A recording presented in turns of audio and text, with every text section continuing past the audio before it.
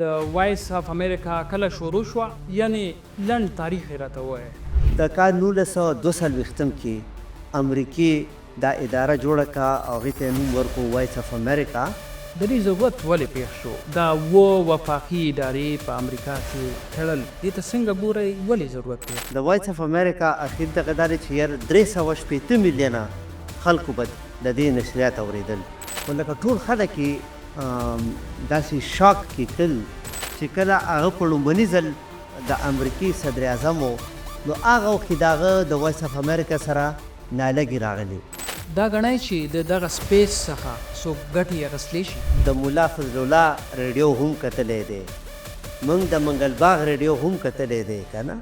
پرون چې د بم په چودنه کې دغه شوی دی، پرون نابله ورځ که نه، مفتی شاکر دی هم د ریډیو نه د ده نوم خور شوی و که نه. آیا چین یا روس دا کوشش کولی شي چې دغه خالي ځای چې دی دا پوره کړي؟ د چین د ایکسپنشن خلاف بیا یورپ هم ټول یو ملګری دی. د پښتنو خپله میډیا نشته. قدرمندو اوریدونکو لیدونکو، دا مهال د پېښور پوهنتون په جرنالیزم څانګه کې یو. راسره ډېر محترم استاد ډاکټر پروفیسر فیض الله جان صاحب موجود دی. تر ټولو اول هغوی ته پروګرام کې هرکلی وایو. ډېره مننه صدام. کتونکو اوریدونکو، د مارچ په 15مه نیټه د امریکا صدر ډونالډ ټرمپ یو حکم یا ایگزیکټیو آرډر له لارې وفاقي ادارې تړلي دي. په دغه کې وایس اف امریکا هم شامله ده. وایس اف امریکا چې په نړیوال کچې 45 له پاسه ژبو کې نشریات یا خبرونه ورکول. لومبنۍ پوښتنه دا ده چې د وایس اف امریکا کله شروع شوه، یعنی لنډ تاریخ یې راته ووایه. او دا خو ګوره چې کله دویم جنگ جهاني و، نو په هغې کې دا کیسه خو ټولو ته معلومه ده چې د هټلر کوم انفارمیشن منسټر و جوزف ګوبلز، نو هغه د ریډیو ډېر افیکټیو یوز د پروپاګنډې دپاره کړی و. او هغې په یورپ کې او په امریکا کې یو یره را پیدا کړه چې یاره دا ریډیو د غلطو نظریو خلکو لاس راشي لاړه شي، نو دا څونه نقصان رسولی شي. نو د هغې د کاونټر کولو دپاره د کال 1942 کې امریکې دا اداره جوړه کړه او هغې ته یې نوم ورکړو وایس اف امریکا. خو دې سره بیا تړلې چې کوم دی خبره بیا دا هم راځي چې په امریکا کې په دې باندې بیا بحث شروع شو، ځکه چې د امریکې آئین کې دا خبره لیکلی شوې ده چې د امریکي حکومت خپلو عوامو ته پروپاګنډه نشي کولی. نو هغې بیا په دې باندې په دې بحث پیل شو. نو بیا هغې دپاره قانون جوړ شو چې هغې ته سمیت پونډ ایکټ وایي، او هغه ایکټ کې دا خبره راوستله چې د وایس اف امریکا نشریات به د امریکې نه بهر د باقي نړۍ دپاره وي. نو په شروع کې خو به ډېرې ژبې وي، خو په دې وخت کې تا خو د پروګرام په شروع کې 45 وویل، خو چې ما ته کوم معلومه دي 48 ژبې دي چې په کوم کې هغې نشریات ورکوي. بیا دې سره دغسې کار وشو چې جنگ ختم شو. نو د هغې نه پس بیا د شوروي اتحاد او د امریکې او د هغې د اتحادیانو د دې ترمنځ چې کوم ته کولډ وار وایي هغه شروع شو. نو هغه کولډ وار کې او د کمیونیزم خلاف پروپاګنډې دپاره امریکې هم د دې وایس اف امریکا سره تړلې ریډیو فری یورپ او ریډیو فری ایشیا که نه، دا یې په دې دغه کې په پراګ کې چیک ریپبلیک په هغې کې اسټابلیش کړل، او هغې لکه دوی دا ریجنس خپلو کې تقسیم کړل. لکه ریډیو فری ایشیا، نو هغې به ویتنام او دغه قسمو ملکونو ته دغه کول، او ریډیو فری یورپ چې کوم دی نو هغې به ایسټرن یورپین کنټریز چې کوم سوشلیست ملکونه وو، نو هغې باندې به د هغې د نشریاتو فوکس و. نو دا د دې لکه لنډ غونته کې تاریخ و. او دا به درته ووایم چې لکه د وایس اف امریکا اخر دغه دا دی چې یار 360 میلیونه خلکو به د دې نشریات اورېدل. نو 360 میلیونه ډېره لویه آبادي ده که نه. او بل دا ده چې په زرګو خلکو ورسره روزګار تړلی شوی او موږ که دا وګورو چې یاره هر وګړی که موږ د پښتنو د سیمې د نظر نه ورته وګورو نو هر وګړي پکې صرف نوکري نه وه، د هغه د ټول خاندان پکې نوکري وه، ځکه چې یو کس ځان سره ټول خاندان پالي او بلکې چم ګاونډ کې خلکو سره لاس امداد کوي. زموږ په کلتور کې دا خبره شامله ده.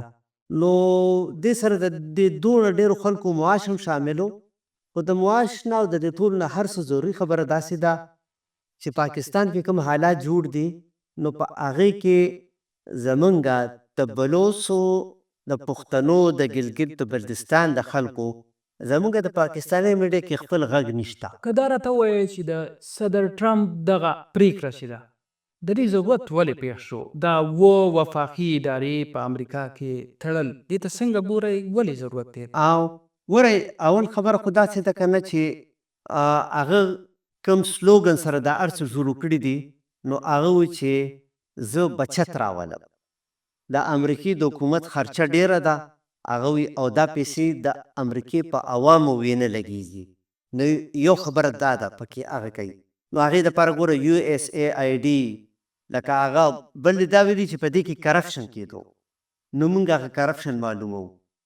وایس اف امریکا وایي خصوصا چې دا کار په دې وکړو چې کله هغه په لومړني ځل د امریکې صدر اعظم و نو هغه وخت د هغه د وایس اف امریکا سره نالګې راغلې او هغه ما هغه چې ګوره ټرمپ د کوم سکول اف تاټ سره تعلق ساتي چې کوم ته پاپولیست کوي او پاپولیست مین سټریم میډیا نه مني نو وایس اف امریکا خو هم مین سټریم میډیا ده نو یو خو د هغه ورسره د هغه وختونو اختلافات، بل دا بیا د جو بایډن په وختو کې د وایس اف امریکا په ایډیټوریل ډیسیژن باندې بیا د ټرمپ اعتراض و چې دا کې ټول انټي ټرمپ رای شامله وه او دې داسې اوبجیکټیو انډیپینډنټ جرنالیزم نه کولې نو د هغه ورته د اول نه دا ډکه وه او دا هغه په جار ویلي چې زه که له حکومت کې راشم نو زه به د وایس اف امریکا نه پرېږدم دا به ختموم. خو د خلکو دا خیال و چې یاره دا باسې دوړه د باو دی اچوي او دونه غټ قدم به وانخلي خو لکه ټول خلک یې داسې شاک کې کړل یاره داسې ویل ده خو هغه هم کړ. تاسو فکر نه کوئ چې دغه پریکړې سره په نړیوال کچ سپیس یا خلا جوړ شو او دا ګڼئ چې د دغه سپیس څخه څوک ګټې اخیستلی شي؟ ولې دا ډېر کروشل وخت کې د دا فیصله راوستله که نه دی دا یو داسې وخت دی چې په دې کې نړۍ ټول ملکونه لګیا دي د فیک نیوز د مخنیوي دپاره په اقداماتو باندې غور کوي چې یاره په څه طریقه باندې په داسې وخت کې ځکه نه یو مضبوط پلیټفارم یوړلو چې کوم د چا د فیک نیوز مخنیوي ډېر حده پورې کولی شو.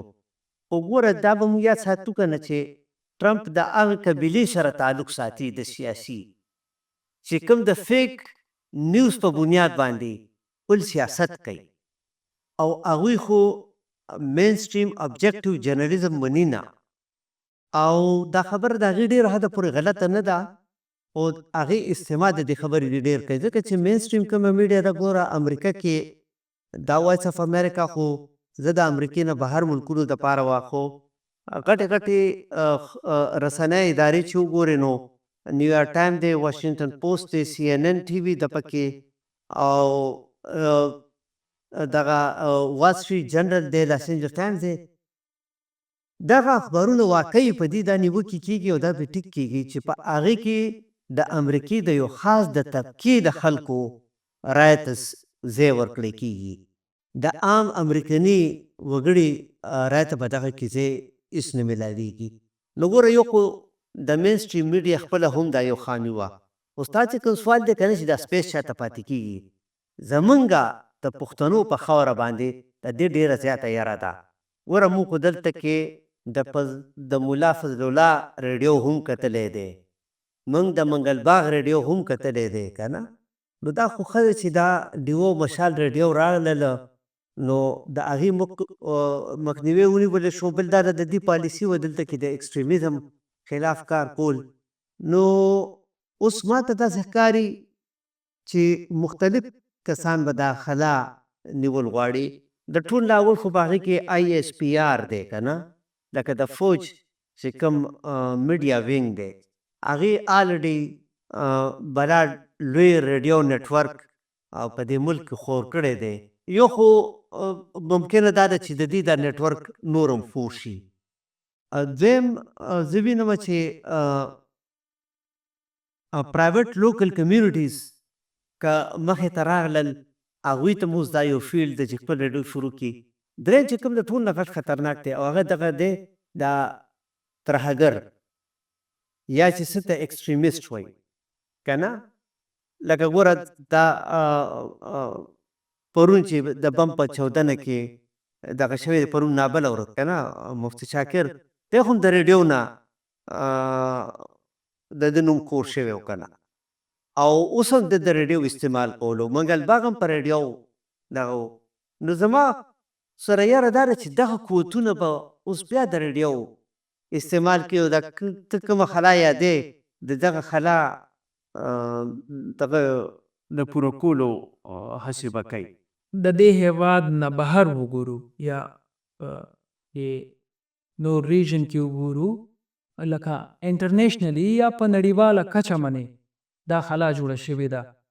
آیا چین یا روس دا کوشش کولی شي چې دغه خالي ځای چې دی دا کوره کړي او خپل اوازونه یا خپل غږونه خلکو ته ورسوي؟ ګوره هسې خو هغې اول نه هم کړي دي که نه او بیا به هم کوي. دې کې ولې دې کې خو څه شک نشته دی.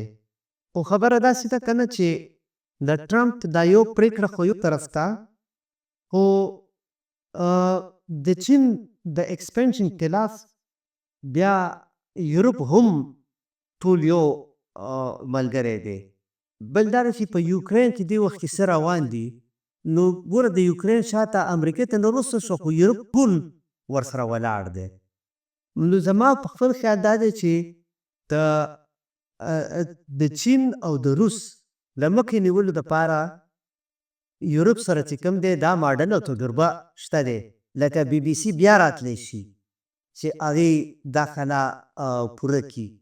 او داسې هم ما نن په خبرونو کې وکتل چې یو وزیر ویلی دی په پاک کې چې د یورپین یونین ته به خواست کوي چې ریډیو فری یورپ او ریډیو فری ایشیا دا د یورپین یونین واخلي او دا د ختم نشي. د دې ښه رول دی. نو زما په خیال ګوره که RFE او دا ریډیو فری یورپ ریډیو فری ایشیا که دا په ځای پاتې شو او یورپین یونین د دې د چلولو بیمه واخلي نو بیا خو به مونږ ووایو چې یاره خلا دونه پیدا نه شوه که نه. ځکه چې دغه مشال ازادي ریډیو دا به خپل نشریات جاري ساتي او یا دا ممکنه د کاغي دا نن شروع کوي نو ممکنه دا ده چې د دې ځای دپاره خصوصي نشریات BBC خپل نور سیوات هره پریکړه خپل نتایج لري. آیا دغه پریکړه د امریکې په سیاست به څه اغیز ولري؟ یاره ګوره ته خو ورته د امریکې په سیاست باندې به څه اغېزه لري یا نه په دې نظر نه ګورم. زه خو ورته په دې ګورم چې زموږ سیمې ته به دا څه راوړي که نه. نو یو خو پته نه لګي ولې زما هسې د امریکې په جمهوریت مې اعتراضونه هم ډېر دي خو زه داسې زړه کې یو تمه لرمه چې یاره دونه زوړ جمهوریت دی که نه نو په دې کې دننه به یو آټو کرکشن یو میکانیزم داسې وي چې هغه د ټرمپ دا سپیډ لږ راکم کړي که نه. او دا څه چې داسې په غټ لیول باندې کېږي لکه زه یو ساعت دپاره په دې خبره باندې یقین نه ساتمه چې وایس اف امریکا د همیشه دپاره لکه د هغې غږ بند شو. نه دا به لکه هسې کوم هغې ویلي چې مونږ ریسټرکچرینګ کړ که نه نو کیدای شي چې په یو بدل فارم کې وي خو دا به وي دا به د منځه نه وړي ځکه چې د 80 کالو نه زوړ تاریخ دی که نه. زه د امریکې د دغه قانونونو نه دغه حوالې سره ډېر نه یم خبر خو خبر دا هم دا چې څه ادارې چې کانګرس جوړې کړي که نه نو هغه په ایگزیکټیو آرډر نشي ختمېدی. دا ایلیګل فیصلې دي. لکه ولې دا خبره هغه مخکې ورځ دغه هم کړې ده برني سینډرز. برني سینډرز ویلي دي چې USAID او داسې دې سره دا نورې چې کومې ادارې دي هغه نومونه اخیستي دي دا کانګرس جوړې کړي دي. نو چې کانګرس جوړې کړي ادارې وي هغه کانګرس یې ختمولی شي، پرزیډنشل آرډر باندې نه ختمیږي.